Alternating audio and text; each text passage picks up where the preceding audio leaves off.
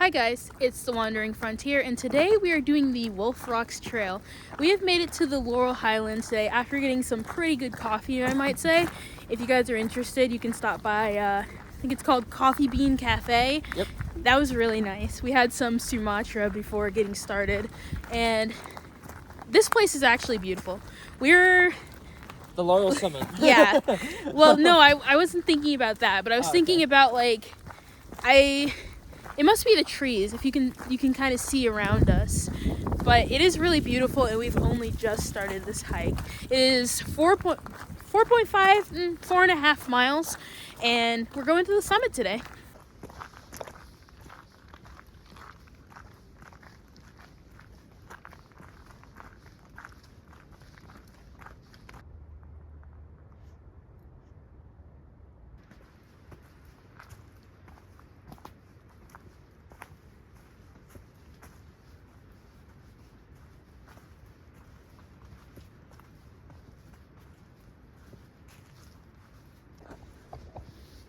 If you look up above this rocky road, you might notice a very beautiful plant.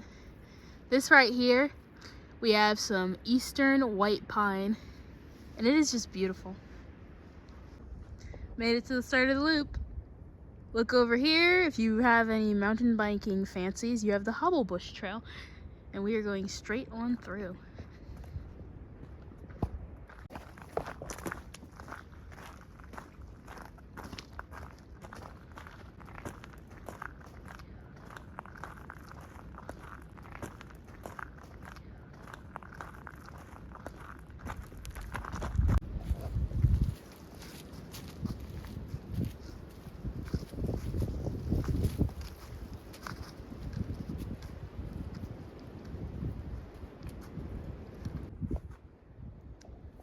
Right now, this part of the trail looks really beautiful. All of the green, unfortunately, all the green is thorn bushes, and as you can see from these guys sticking out, it's pretty easy to just end up walking into them during this section of the trail.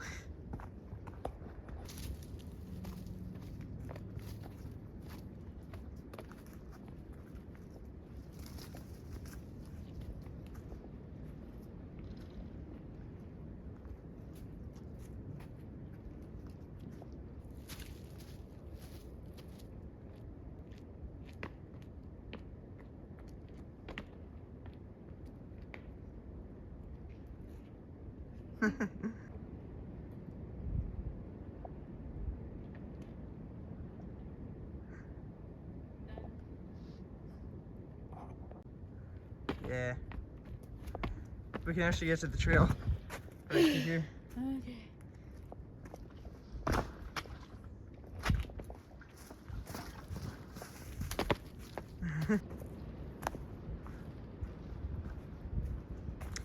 As you can see, we've made it to the overlook. We'll be up there shortly. So it's been a pretty nice trail.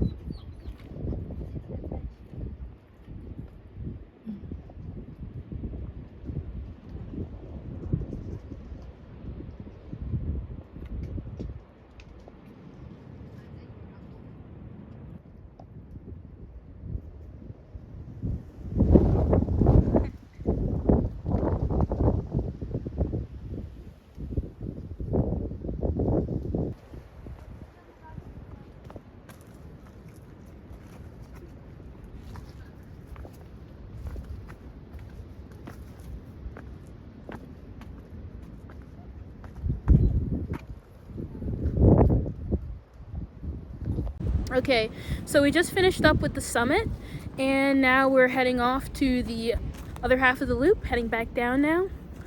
The summit was okay. Kind of like the plants up there, the rocks. Not sure about everything else at the moment.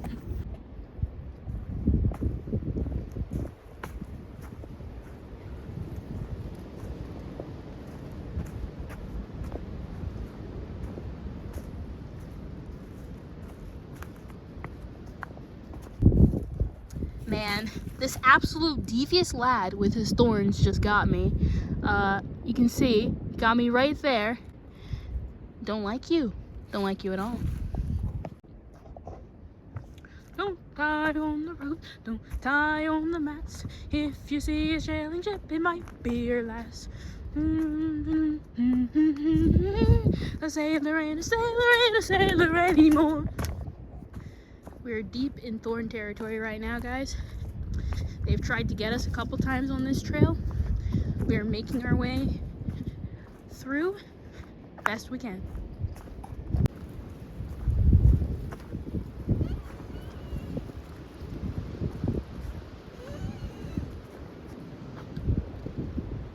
The tree is actually making noises swaying in the wind. That is very odd.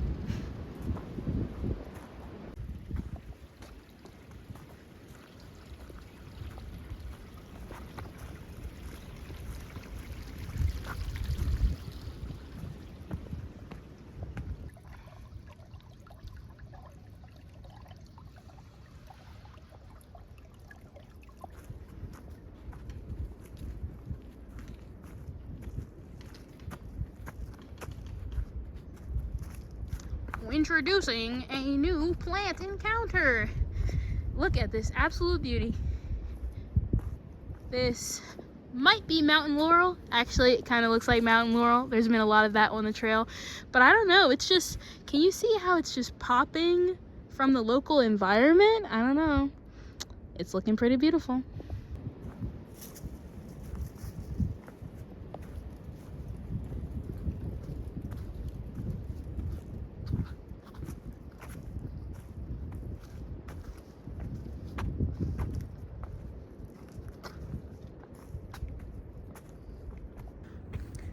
Seems we're on the second part of the loop. I don't think we have too much time left now. Honestly, it's kind of cool. The rocks provide just like a very good level of mental stimulation, and same with like avoiding the thorns. If you want to have like an Indiana Jones vibe, I guess that's a little bit it. You can see some of the rocks over here. So pretty cool trail in that regard. Trail looks a little different over here. There's some grassiness I didn't notice before. Yeah, I kind of noticed too that this whole section of the trail out here is mostly deciduous trees. When we were at the start of the trail, especially when we were driving through the Lynn Run section, the Lynn Run State Park to get here, there were tons, and I mean tons of evergreen trees. But out here, these are all trees that shed their leaves annually. And I find that very, very interesting. And I wonder if there's a reason that on this side of the mountain we have all these deciduous trees, while on the other side we have all the evergreen trees. I actually have a theory for that. You did say that you noticed there was a lot more sunlight on this side, so I wonder if it has to do with the trees over here receiving a lot more sunlight. So would you say, or theorize, that evergreen trees are the way they are because they need less sunlight? Yes, it's probably a survival mechanism. Probably their nature of their leaves. I don't know, some scientists can chime in. Probably allows them to survive the cold better. Otherwise, why would they be in cold places?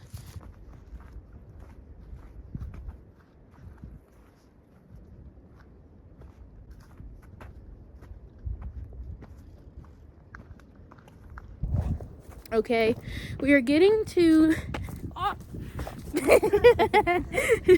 Okay, we are getting to the start of the loop, so we're almost on our way back, and my feet are low-key kind of sore. I was trying to figure out where it was. Thought it was my ankles, because those Pennsylvania rocks, they really want to break your ankles, I tell you that. But it's actually in my arches.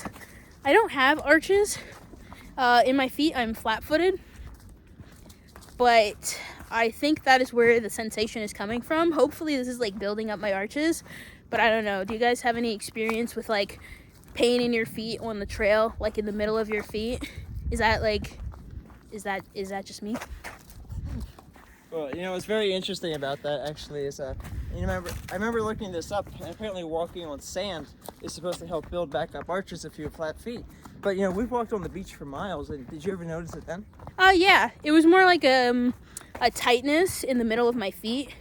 whereas this is like on the side, but it's still kind of in the general arch area. Like it's all in the middle of the feet. Do you think that the arches play a role in stability, not just impact? Because when we're walking on the rocks right now, perhaps it could be like the arches could be acting as a stabilizer muscle, so on like the side of your feet to prevent you from wobbling and tumbling over. So maybe that's why the side of your arch is sore instead of like the center of it. I don't know. I know that my arches are getting beat right now. I think we need a podiatrist here. Yeah.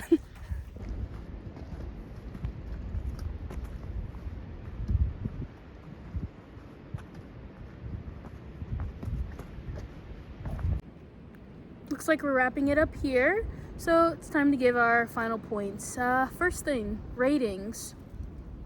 6.5 out of 10. It was an okay trail. This part that we're in right now that you can see behind me is definitely my favorite part.